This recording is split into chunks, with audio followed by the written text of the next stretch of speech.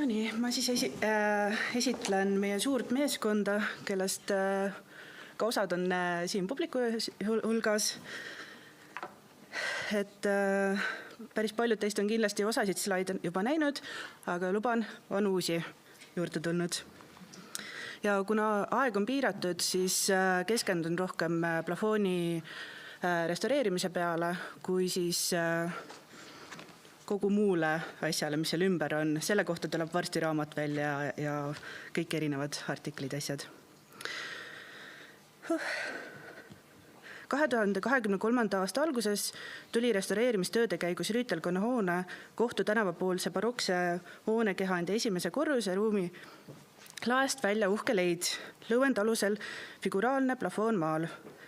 Leid on haruldane, kuna siiani on Eestis teadaolevalt säilinud ainult 8 lõuendplafooni, mis on dateeritud stiilikriitiliselt. Rüütelkonna plafoon aga õnnestus arhiiviallikate ja dendrokronoloogiliste uuringute abil suhteliselt kindlalt siduda täpse valmimisajaga. Selleks oli hoone ehitusaeg 1690–94. Rüütelkonna plafoon koosneb 9 umbes 85 centimeetri laiusest lõuendipaanist ning on peaaegu 60 ruutmeetrit suur.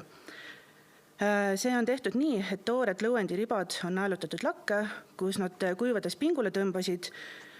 Seejärel lõuend krunditi ja maaliti juba laes. Seda näitavad ka sellel äärmisel pildil mustade rõngaste sees olevad kohad, kus on naelapead on üle värvitud. Teised Eesti plafoonid erinesid selle poolest, et seal lõuendipaanid õmmeldi omavahel kokku ja siis naelutati lakke õmblusvaru kaudu. Rüütelkonna plafoon on ka eriline selle poolest, et sellel on kasutatud lisaks õlivärvile ka liimvärve. Niisiis.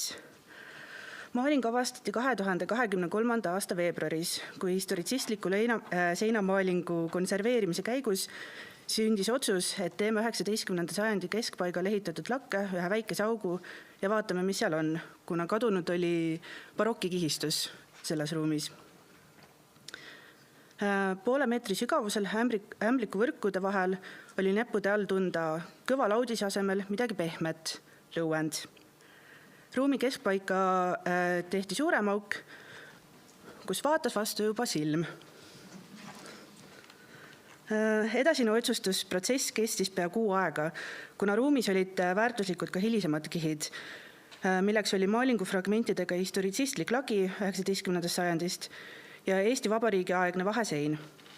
Lõpuks jõuti otsusele, et lõuendlae väärtus on ikka nii suur, et õigustab hilisemate kihtide eemaldamist ja lõuendi täismahus avamist.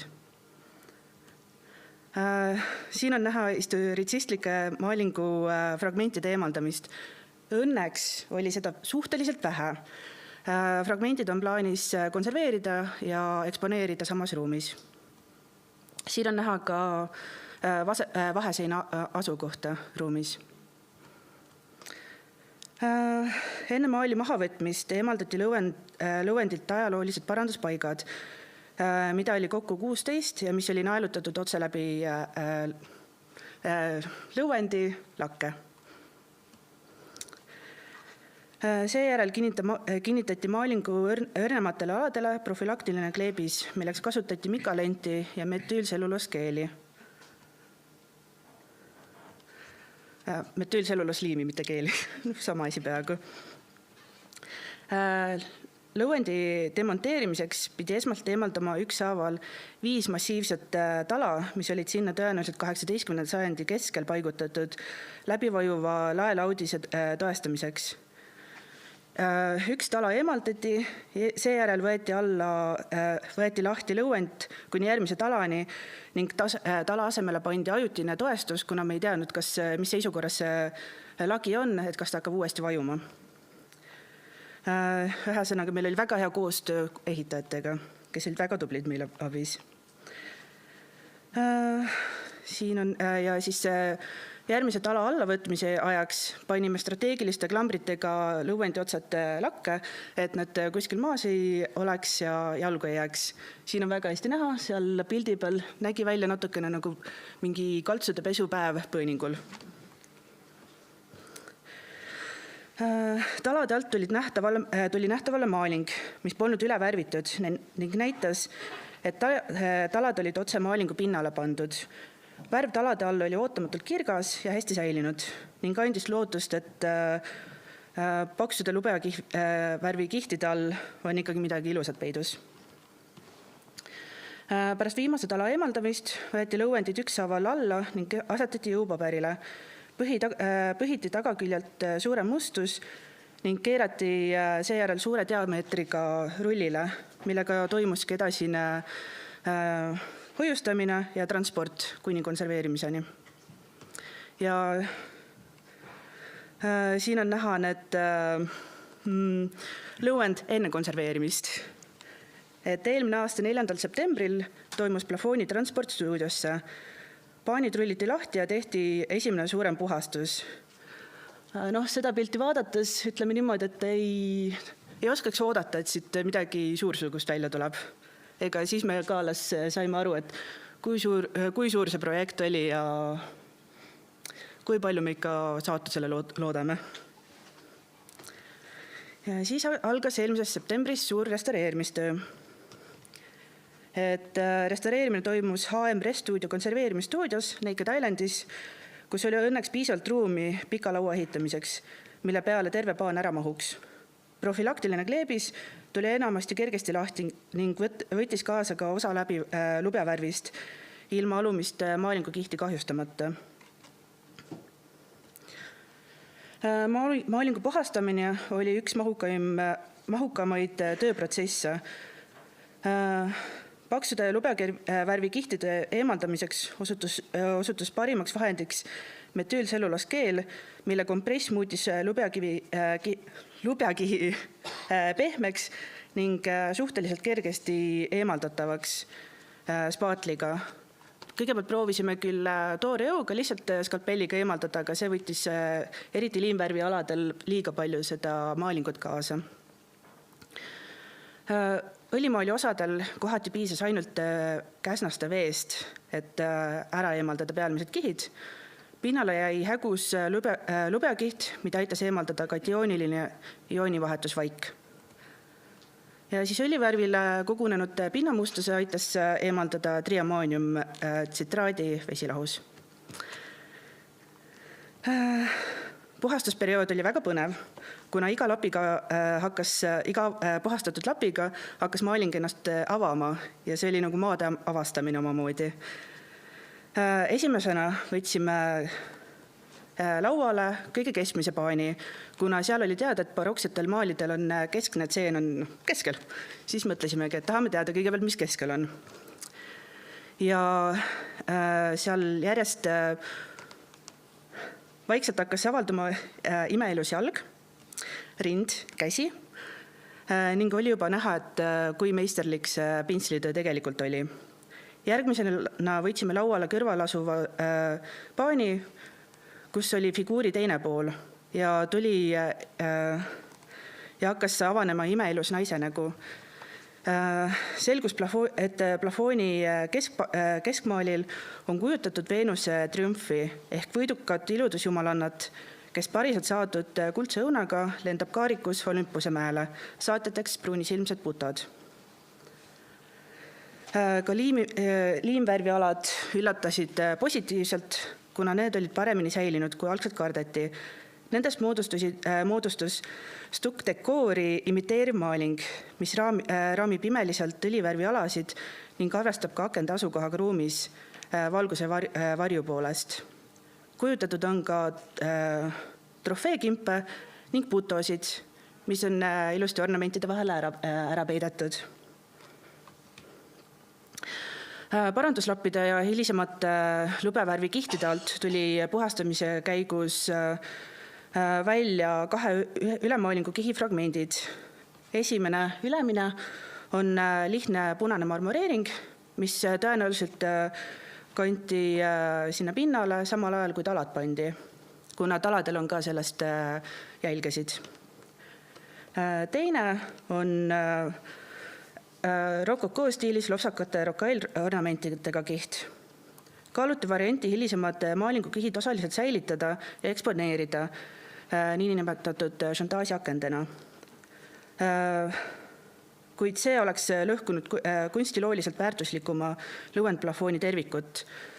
Lõpuks otsustasime, et dokumenteerime leiud ja siis raske käega eemaldame need. Ja siin on fotol plafoonid pärast puhastamist või paanid pärast puhastamist. Et kuna need plafoonid olid nii suured ja meil laual nii lähedal, siis ma alguses ei saanudki aru, et kõik olid väga vaimustuses sellest õlivärvi osast, aga liimvärvi osast oli seda siin, no ta on seal. Alles siis, kui Andres need üles pildistas ja kokku pani, siis saime aru, et kui uhke see liimvärvi osa ka tegelikult on, et kui ruumiliselt ta mõjuma hakkab.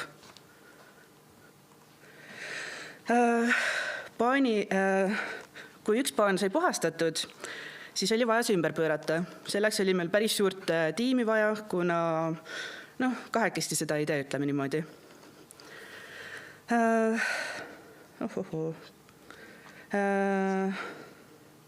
Need asetati viltide võrkude vahele ja siis pandi peal rasked puitplaadid, kuna lauapinda oli meil üks, siis me pidime seda sama kasutama uuesti lauana. Aga tänu sellele said need paanid, mis olid juba puhastada, said natukene sirgeneda pressis. Siis oli lõuendi paranduste aeg. Kuna lõuendis oli 1000 naelaauke, kuna see lõuend oli lakke kinnitatud naeltega ja paranduslapid olid ka naeltega kinnitatud, siis naelaauke oli palju. Ja paar rebendit ja väiksemad augud, kui ka paar suuremat auku. Naelaaugud ja väiksemad rebendid toestati migalendi ja pevakilega. Suuremit lõuendi kaot täideti ning toestati uue lõuendiga. Ja lõuend kinnitati ka pevakilega. Siis lahtine õlivärvikiht kinnitati MFK süstimisel lõuendi ja värvikihi vahele. Kadude ääres olevaid värviservi aitas kinni hoida krunt. Enne kruntimist kanti õlivärvi osadele sukaga lahja laropal lakk. Kaud krunditi modostukk pahtliga. Retušeerimise osas oli pikk arutelu, kuidas sellele läheneda. Ühelt poolt oli soov anda edasi maalingu vanust, mida oleks takistunud liiga entusiastlik retušeerimine. Teisalt ei tahtnud, et hilisemad kahjustused jääksid varjama maalingu haruldaselt kõrget kunstilist kvaliteeti. Otsustamisel oli abiks asjaolu, et kõige meisterlikumad maalitud õlivärvi osad olid väga hästi säilinud. Samas oli liimvärviga maalitud ornamendi osa ajale kehvemini vastu pidanud ning kohati oli mustri kulg vaid õrnade jälgede põhjal aimatav.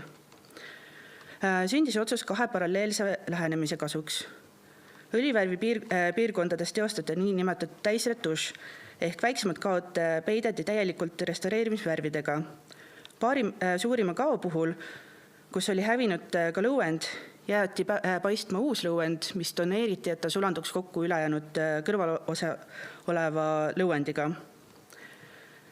Liimvärvidega maalitud osale teostati minimaalne retuš, mille käigus muudeti muster loetavamaks kerge akvarell lasuuriga, kuid mustrit ei rekonstrueeritud. Siin on mõned näited, ekstreemsemad näited retušeeringutest. Aga kõige parem näide, kus ei taastatud õliosal kadunud maalingu osa, oli luikede pead, mis on selle maalingu keskstseenis.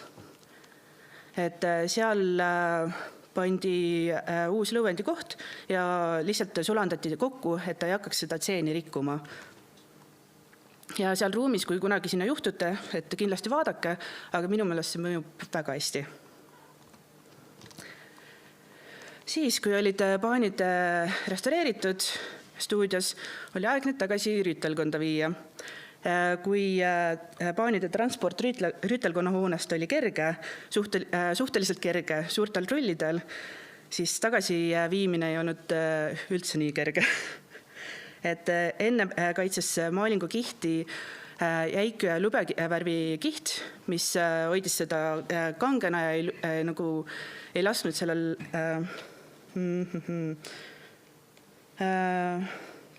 kaotasin oma järje ära.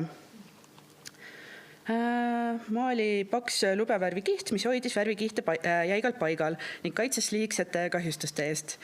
Pärast konserveerimist sellist kihti enam polnud ning parandatud, silvutud ja hoolega retušeeritud õlivärvi pind ei kannatanud painutamist, mida oleks toonud taas rullile keeramine. Käiku läksid stuudios lauana kasutusel olnud suured vineerplaadid, mille peale mahtus 3 voldituna paanid peaaegu ideaalselt, nii et seda keskset õlivärvi osa ei pidanud painutama. Lõuend kinnitati klambritega, seal iga lõuendi ühes servas oli ülekatte osa, kus seda maalingut ei olnud, et selle lõuendi äärest kinnitati klambritega laudade külge ja siis sai seda rippu panna ja transportida läbi koridoride, trepikodade ja Tallinna liikluse.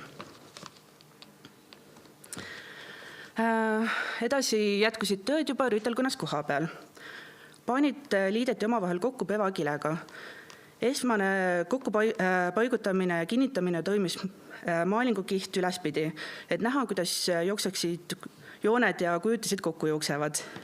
Seejärel pöörati paanid ringi ning triigiti kinnituskohad üle, vältides vähematki võimalust, et mõni koht jääks korralikult kinnitamata ning võiks hiljem lahti rebeneda. Kinnituskohad toestati lõuendi ribadega, mis samuti kinnitati pevakilega. Siin on seda veel näha, et mõnda aega oli seal samas ruumis väga ilus vaipmaas. Et vahepeal juba vaatasime, et sedasi võikski jääda. Paanide omavahelise ühendamise käigus oli vaja neid korduvalt ümber pöörata. Et alguses oli see suhteliselt kerge, kuna 3 inimesega sai umbes 2 paani ümber pöörata. Aga mida rohkem neid paane kokku panime, seda keerulisemaks see läks. Ja see kõik lõppes sellega, et lõpuks oli vaja 9 paanist kokku liidetud suurt lõuendi massi ümber pöörata, mis oli väga närvisööv. Et selleks ehitati spetsiaalne puidust konstruktsioon, mis trossidega lakke tõmmati ja siis alt sai nagu alt läbi tõmmata.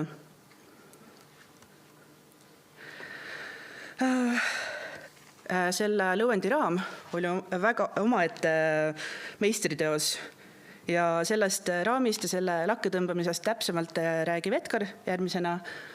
Mina lihtsalt näitan ilusaid pilte ja pakun omapoolseid kommentaare.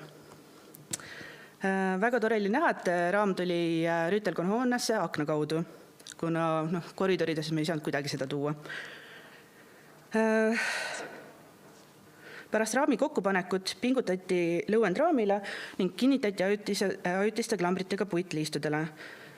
See oli omaette põnev ülesanne, kuna raam oli ainult natukene väiksem kui ruum ise. Ehk siis selle pingutamise jaoks pingutamise hetkel ei tohtinud lõuendi peal seista ja siis oli vaja seda 12 sentimeetri vahel umbes 1 jalaga püsti seista ja seda tasakaalu harjutada, mis oli õppetund kõigile meile.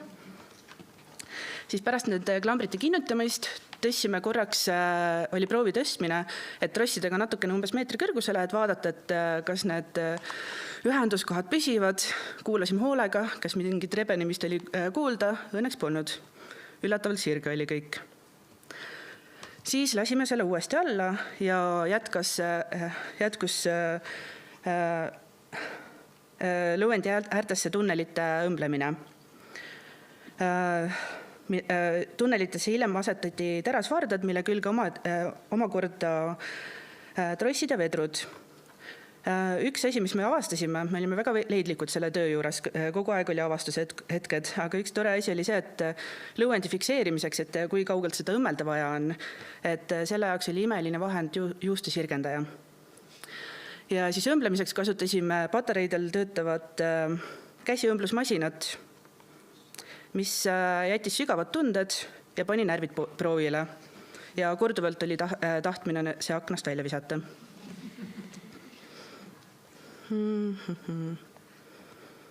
Ja siin on pilt sellest raamist, kui lõuend oli juba raamile tõmmatud ja tõesti omaette meistriteos. Siis tuli see kaua oodatud hetk, lakke tõmbamine. Seda kartsime meeletult, aastat narveerisime selle teemal, aga kohale ta jõudis. Ehitustehnilistel põhjustel pidime leppima asjaoluga, et maali kõrgus põrandapinnast oli ligi pool meetrit madalamal kui barokiperioodil. Lakke tõstmise hetkel oli kohal 3 kaamerat lausa, kes seda kogu protsessi filmis. Sama päeva õhtul, minu meelest oli sama päeva õhtul, oli seda kõike juba näha Aktuaalses kaameras. Ja kogu sellest maali restaureerimise protsessist peaks pealselt tulema film, mille loojad on Black Plastic Media Productions. Ja see võtab meie kõigi tunded kokku, kui lõpuks see maal lakke sai 12. oktoobril. Aga see polnud veel kõik. Uhkele maalile andis lõpliku vormistuse barokne maalitud liist, millest oli säilinud ainult üks serv. See oli samuti kaetud mitme lubjavärvikihiga, mis samuti puhastati, maalingut retušeeriti, kinnitati ja siis pandi tagasi sinna samasse kohta, kus ta 1,5 aastat tagasi leiti. Aga et ta seal üksinda jääks, siis valmistati teistesse seintesse ka piirdelauad, aga et ta jääks eristuma sellest originaalist, siis värviti see ainult piirtelaua taustatooniga, et jooni ja ornamenti me ei teinud ja sellel ei olnud seda profiili ka ei tulnud. Aga koha peal vaadates ütleks, et päris hästi. Väga hea näeb välja. Siis siin, see on foto, kui paanid olid juba konserveeritud, aga nad olid stuudios laua peal, et siis tehti pildid, Andres tegi need pildid ja siis pärast piltide pealt vaatasime, hoides pead kinni, et issand kui kortsus. Et ta oli olnud juba sirgenenud ja umbes selline tunne, nagu ta oli veel rohkem kortsus kui pärast esmast puhastamist. Et me olime leppinud juba sellega, et kui me kokku paneme ja raamile tõmbame, et mingid kortsud ja midagi jääb sinna näha, aga siin see keskmine on näha, milline ta on võrreldes sellega enne kokkupanemist ja pärast kokkupanemist. Üllatavalt sirge on. See endalegi uskumatu. Ja meeldetuletuseks enne konserveerimist. Siinpool on siis pärast puhastamist, enne parandamist ja seal on lõpupilt, kui ta juba laes on koos raamiga. Et muutust on näha. Ja siis me tegelesime hobikorras ka tootedisainiga, õigemini Hilga tegeles tootedisainiga. Neid kleepse ma jagan pärast, saab minu käest küsida. Aitäh!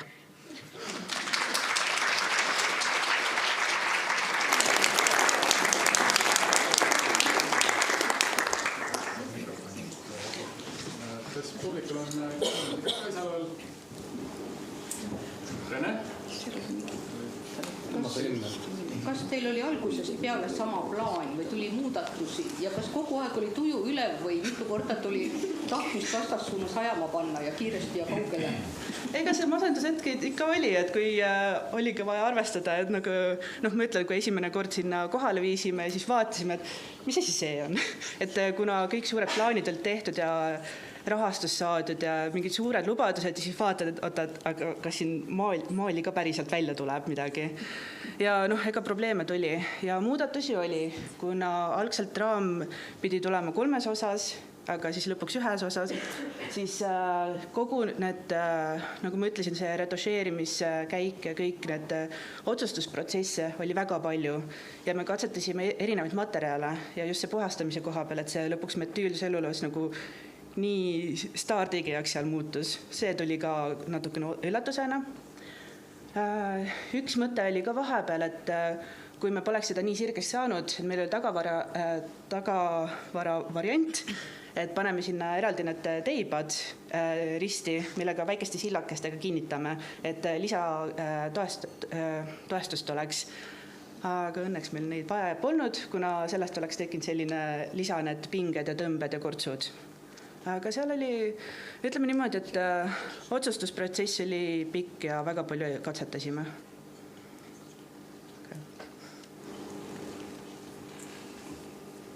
Vabandust, unustasin eelmise raamatu teema juures ennast tutvustanud. Rene Hailas, me olen kõrgem kunstikool vallas konserveerimise ja restaureerimise osakonna professor.